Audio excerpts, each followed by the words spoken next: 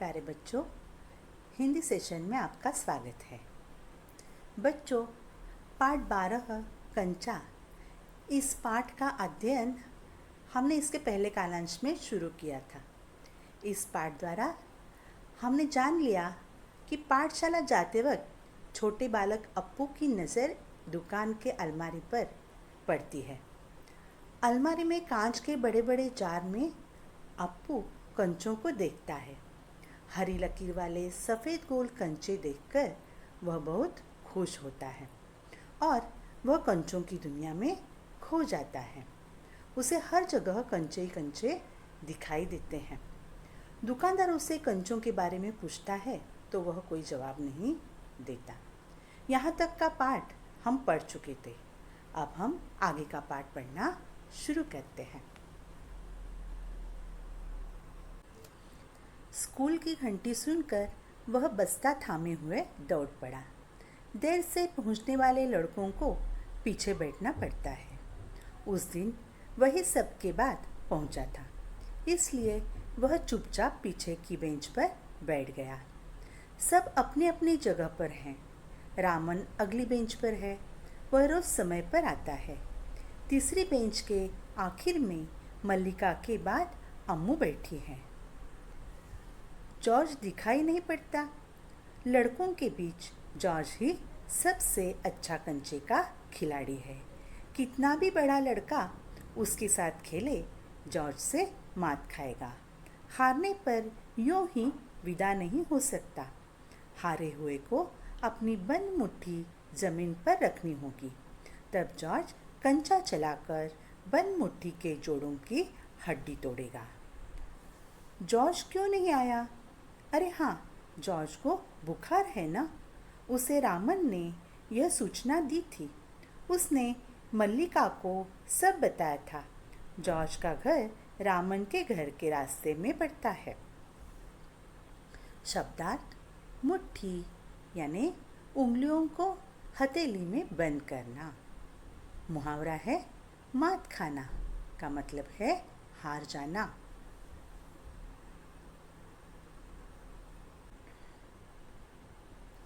School की घंटी सुनकर वह बस्ता थामे हुए दौड़ पड़ा।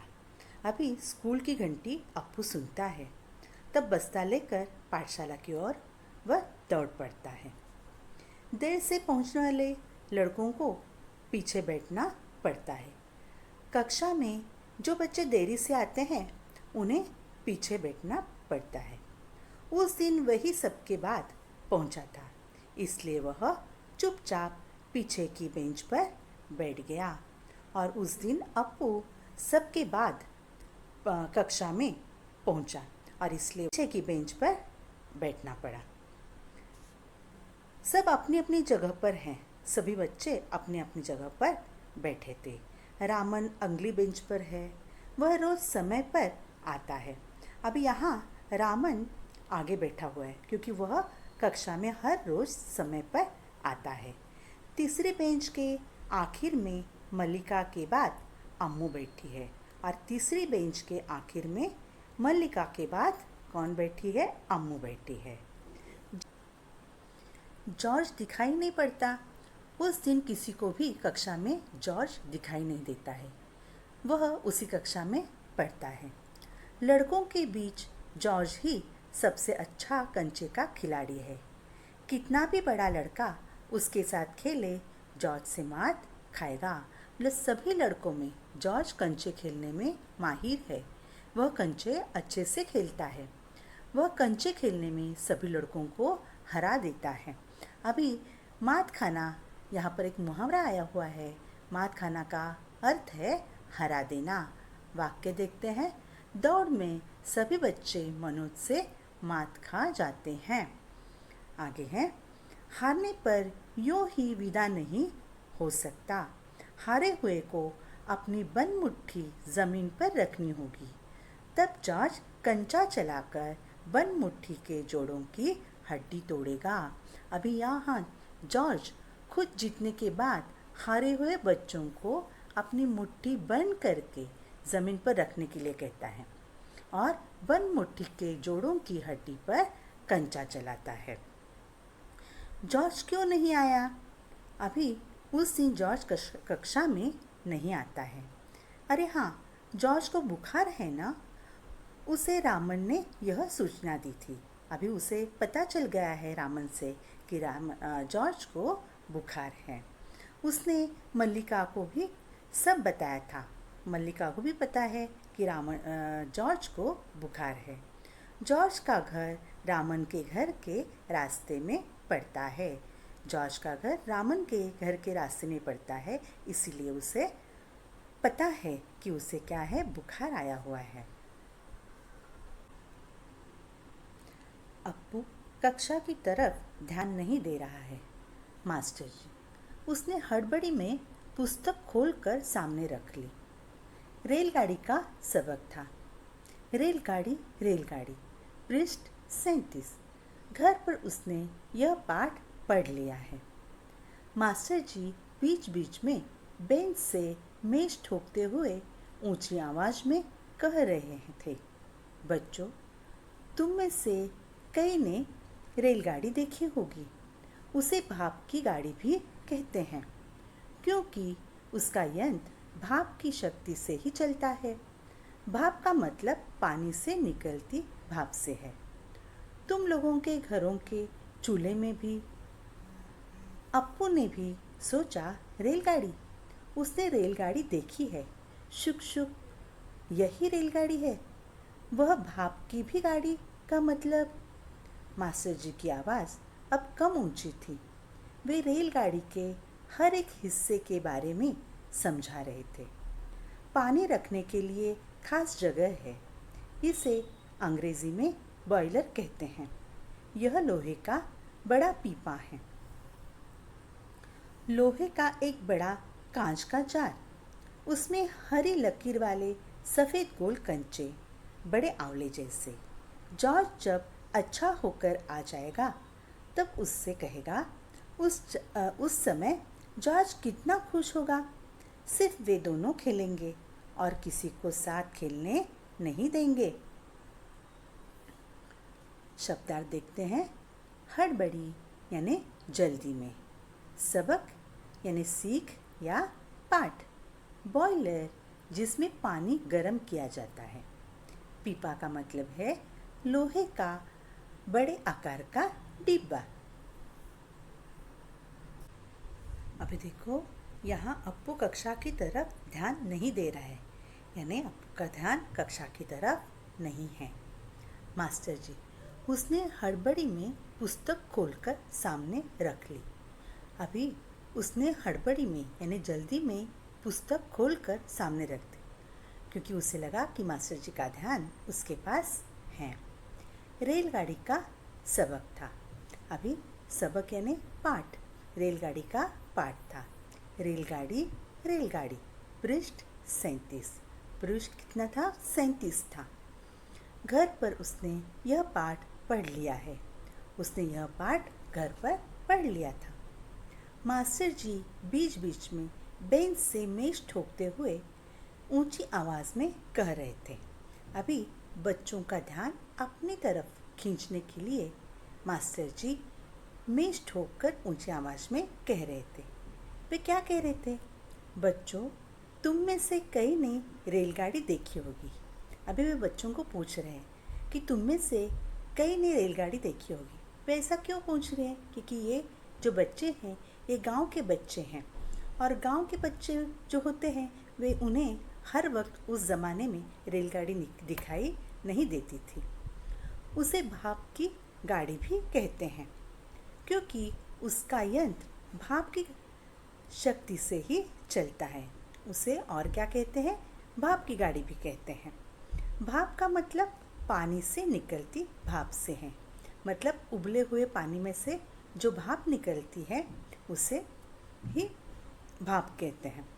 तुम लोगों के घरों के चूल्हे में भी, यानी घरों के चूल्हे में से जो भाप निकलती है उसे ही भाप कहते हैं। उसी प्रकार यहाँ पर भी जो उसका यंत्र है रेलगाड़ी का, तो वो रेलगाड़ी का यंत्र भी भाप की शक्ति से ही चलता है। अप्पू ने भी सोचा, रेलगाड़ी? उसने रेलगाड़ी देखी है। शुक शुक, यही रेलगाड़ी है। अभी अप्पू ने पहले रेलगाड़ी देखी है। वह भाप की गाड़ी का मतलब, अभी वह सोच में पड़ता है। भाप की गाड़ी का मतलब क्या है? मास्टर जी की आवाज़ अब कम ऊंची थी। वे रेलगाड़ी के हर एक हिस्से के बारे में समझा रहे थे। अभी बच्चे शांत हो गए थे कक्षा में, और मास्टर जी की आवाज़ एकदम से क्या हो गई थी? कम ऊंची हो गई थी, धीमी हो गई थी। रेलगाड़ी के हर एक हिस्से के बारे में वे बच्चों को समझा रहे थे, बता रहे थे। पानी रखने के लिए खास जगह है, इसे अंग्रेजी में बॉयलर कहते हैं। पानी रखने के लिए जो जगह होती है, इसे अंग्रेजी में बॉयलर कहते हैं। अभी बॉयलर का मतलब क्या है? तो जिसमें पानी गर्म होता है। यह लोहे का बड़ा पीपा है जिसमें पानी रखा जाता है। लोहे का एक बड़ा कांच का जार, उसमें हरी लकीर वाले सफ़ेद गोल कंचे, बड़े आंवले जैसे। अभी यहाँ पर मास्टर जी यहाँ पाठ पढ़ा रहे हैं, परंतु यहाँ अप्पू का ध्यान उस पर नहीं है। अप्पू वही बड़बड़ा रहा है। क्या बड़बड़ा रहा है? कि हरी लकीर वाले सफ़ेद गोल कंचे, बड़े आंवले जैसे वगैरह। जॉर्ज जब अच्छा होकर आ जाएगा तब उससे कहेगा। उस समय जॉर्ज कितना खुश होगा। सिर्फ वे दोनों खेलेंगे और किसी को साथ खेलने नहीं देंगे। वह कहता है जब जॉर्ज अच्छा होकर आ जाएगा कक्षा में तो वह और किसी के साथ नहीं खेलेगा, सिर्फ मेरे साथ ही वह खेलेगा। अभी आगे का प्यारा पढ़ते हैं। देखो, उसके चेहरे पर चाक का टुकड़ा आ गिरा। अनुभव के कारण वह उठकर खड़ा हो गया। मास्टर जी गुस्से में है। अरे तू इधर क्या कर रहा है? उसका दम घुट रहा था। बोल। वह खामोश खड़ा रहा। क्या नहीं बोलेगा? वे अप्पू के पास पहुंचे। सारी कक्षा सांस रोके हुए उसी तरफ देख रही है। उसकी घबराहट बढ़ गई। मैं अभी किसके बारे में बता रहा था? कर्मठ मास्टर जी उस लड़के का चेहरा देखकर समझ गए कि उसके मन में और कुछ है। शायद उसने पाठ पर ध्यान दिया भी हो। अगर दिया है तो उसका जवाब उसके मन से बाहर ले आना है। इसी में उनकी सफलता है। हाँ हाँ, बता, डरना मत। मास्टर जी ने देखा। अप्पू की जबान पर जवाब था। हाँ हाँ, वह कांपते हुए बोला। कंचा। कंचा? वे सब पका गए। कक्षा में भूचाल आ गया। Stand up. अभी शब्दार्थ देखते हैं। देखो, अनुभव यानी ज्ञान, दम घुटना यानी कि बेचैन होना, खामोश मतलब चुप, कर्मठ यानी कर्तव्यशील, सकपका जाना यानी कि घबरा जाना, भूचाल मतलब भूकंप।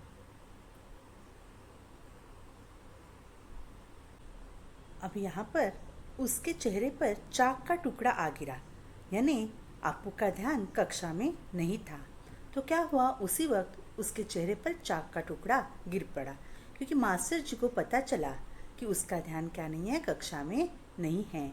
और मास्टर जी को गुस्सा आया। अरे तू इधर क्या कर रहा है? उसका दम घुट रहा था। जैसे ही मास्टर जी ने उससे पूछा तो उसकी सांस क्या हो गई? रुक गई। वह डर गया। बोला। वह खामोश खड़ा था। खामोश यानी क्या? चुपचाप करके वह खड़ा था। क्या नहीं बोलेगा? मास्टर जी ने उससे कहा। तुम क्यों नहीं बोल रहे हो? वे अप्पू के पास पहुँचे। सारी कक्षा सांस रोके हुए उसी तरफ देख रही है। सारी कक्षा चुपचाप उसी तरफ देख रही थी। उसकी घबराहट बढ़ गई और अधिक उसकी घबराहट बढ़ गई। मैं अभी किसके बारे में बता रहा था? मास्टर जी उससे पूछ रहे थे। मैं क्या पढ़ा रहा था? किसके बारे में बता रहा था?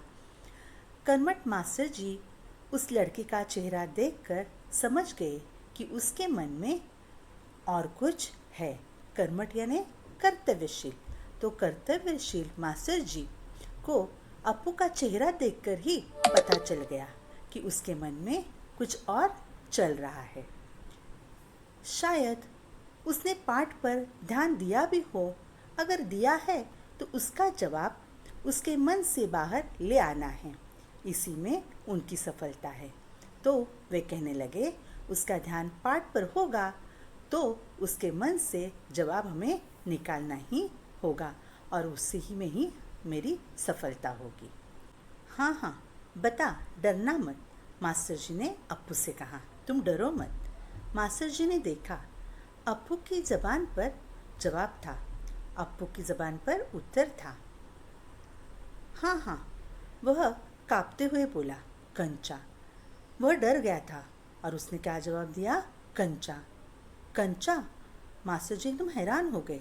वे सकपका गए यानी हैरान हो गए। कक्षा में भूचाल आ गया। मतलब कंचा शब्द सुनते ही सभी को हंसी आ गई। हाँ, यानी कि भूचाल आ गया, भूकंप आने जैसे आवाज़ हो गई कक्षा में। स्टैंड अप, उन्होंने उसे खड़ा कर दिया।